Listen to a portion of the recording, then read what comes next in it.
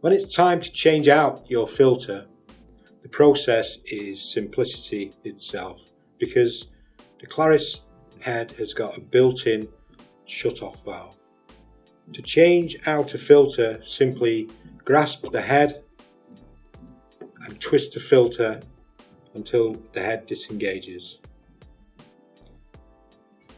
Fitting of a new filter is a reverse of this process.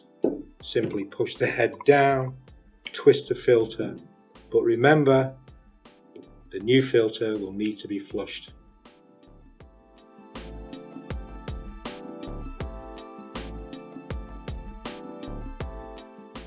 When first installed, the filter requires flushing to remove any excess carbon fines and freshen up the resin. The filter head includes a flush valve for this purpose.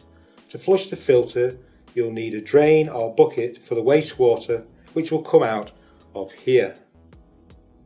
The control for the valve is on top of the filter head, and it's a simple quarter turn clockwise to open the valve and flush the filter. For a Claris Ultra 170, 250 or 500 filter cartridge, you'll need to flush through a minimum of 10 litres of water, while for a 1000, 1500 or 2000, you'll need to flush at least 20 litres through the filter before use. Once the requisite amount of water has been run through the filter, close the flush valve again.